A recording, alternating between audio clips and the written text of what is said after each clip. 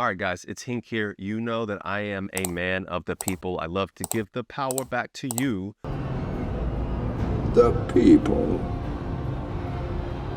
But here's a comment on one of my videos. It's by Craig Campbell, and it says, Hink, first-time commenter, long-time watcher. I think a video on female anatomy would do a lot of guys a lot of good and would definitely watch. This is for you, my man. I appreciate the comment. Hopefully you're a subscriber. But that's what we're going to break down today, guys. Basically, a vaginal Q and FAQs, so you guys can actually get, once again, real data and real statistics, real knowledge. And I'm even going to break down a paper that actually used MRIs to actually determine exactly how long and how wide vaginas are. For a lot of this intro, I'm going to use this brilliant article by Healthline, guys. Healthline has a lot of good information. So we're going to take some of these point by point. I'm going to give some of my commentary. So first of all, how long is the vaginal canal? So the average length of the vaginal canal is about 2.5 inches, guys, okay? With a range of 1.5 to 3.7 inches. All you guys are like, oh my gosh, she was so loose, whatever. We're going to get to that in a second. But guys, the average vaginal length is only about 2.5 inches. Now that being said,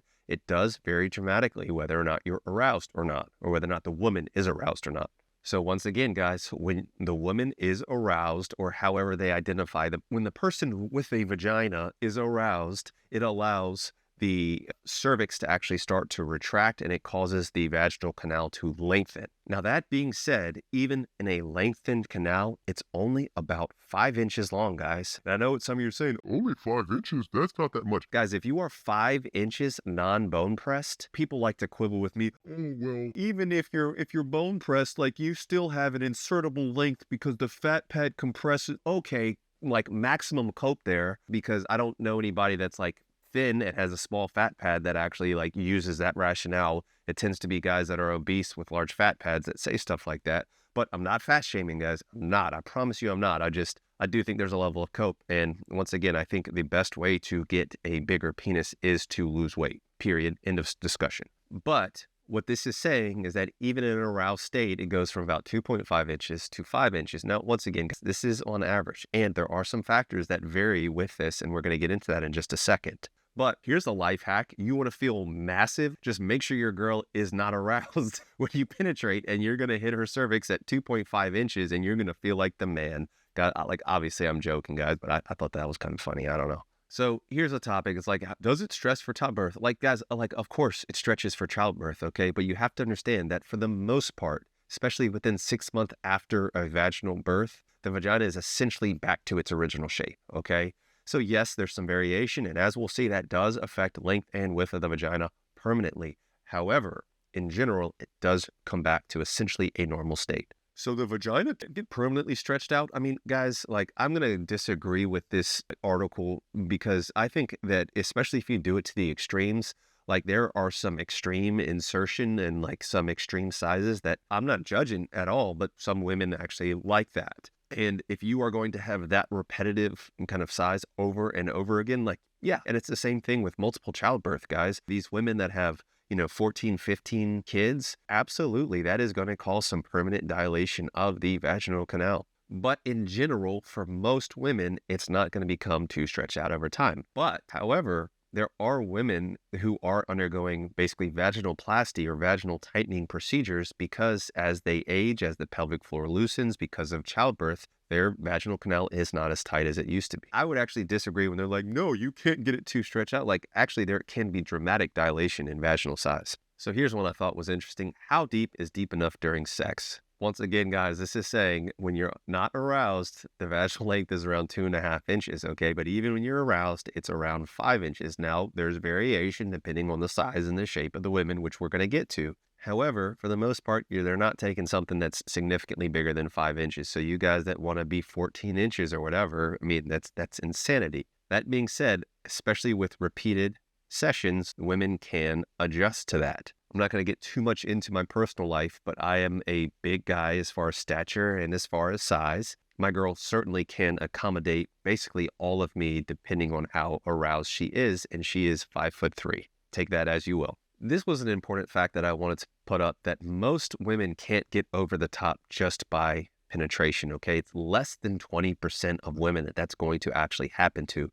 So you guys that are out here watching porn and see these guys like my guy Andrew Schultz, which that video just cracks me up now because I totally like took it way too seriously. But you know, whatever, I can laugh at myself, and I'm glad I got appropriately fried in the comments for that. So if you haven't seen that video, check it out. It's kind of funny, just to read the comments. But you know, you guys that think you need to be like, whoa, and just like jackhammering away at your chick in order to get her over the top, or think that that's what she wants, it's not what's going to happen. You need to have other types of stimulation, if you will.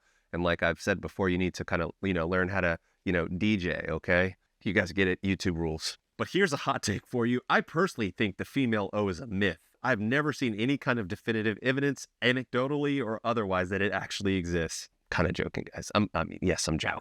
But guys, here's actually the meat and potatoes of what I wanted to talk about. So this is a paper that actually looked at over 77 different MRIs on 28 women that looked at the different dimensions of the actual vaginal canal, okay? So yeah, we got the basic facts, but what does the actual research show? So this was women that were aged 18 to 45, and they basically inserted a gel into the vagina that allowed them to actually like measure the dimensions. So guys, keep in mind, these are unaroused women, one would at least assume, getting a medical procedure. And it's also not a dilated vagina, meaning they're not inserting like cylinders or anything to basically dilate and then measure. So this is just kind of at rest. So just take this data for what you will. And if you guys are interested in how they measure, I'll have Callie put up a little like excerpt of like the methods and like how they measured point by point. There's probably like 0.001% of people that are actually interested, but I am going to leave the link to this paper in the description. As I always recommend, please read the data yourself and form your own conclusion. But guys, here's a picture here where you can see how they're basically measuring the mid to lower vagina, the introitus, and it's based on the gel that they actually insert into the vagina. Interestingly enough, as I just told you, the mean vaginal length based on that Healthline information was 2.5 inches. The mean vaginal length was 62.7 millimeters.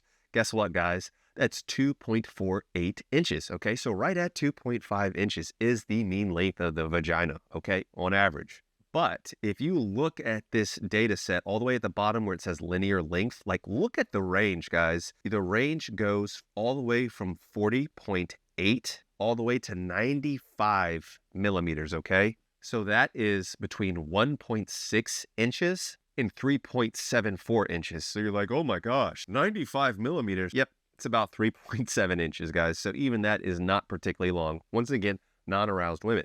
But otherwise, you can see some of the data for like the fornix width, okay? So the maximum width of a vagina is about 41.9 millimeters on average. So guys, 41.9 millimeters is about 1.7 inches, okay? We're talking about width. So not particularly wide either. And once again, that vaginal length, that variability is greater than 100%. So you have a wide variety, but we're still within that range, guys, of about 2.5 inches in length. They also looked at different variables, such as like height, weight, so something we call parity, or whether or not they've had kids. And yeah, there actually are some correlations, but maybe not what you think. Now, of course, the most obvious one to me, so guys, you can see here that one of the bigger factors is actually parity, whether or not that you've had kids, as far as how it changes the dimension of the vagina. But one of the things that I thought was actually very interesting, if you actually look at the weight of the women, one thing that was like almost statistically significant was the actual weight, meaning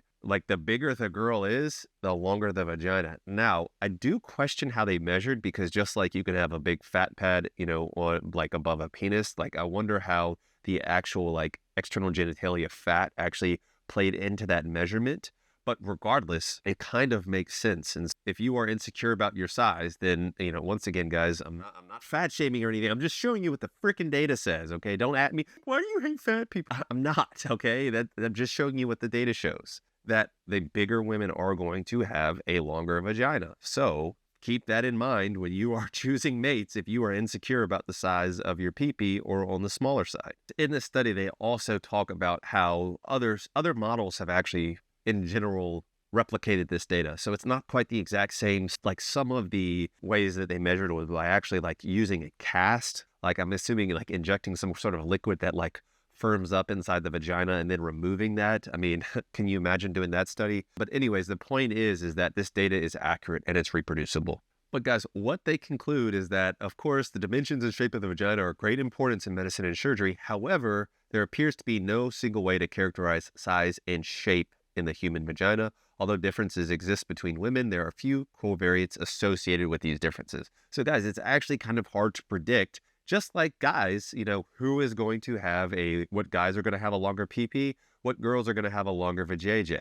Because for example, height did not directly correlate with actually vaginal length. So guys, a couple other things that I want to touch on real fast. Number one, depending on the time of the month, the position of the cervix can actually change dramatically. Hopefully you guys know about the different phases of the menstrual cycle. If you don't, please, for the love of Christ, if you're a heterosexual male or if you're just a human being, you need to know about human reproduction.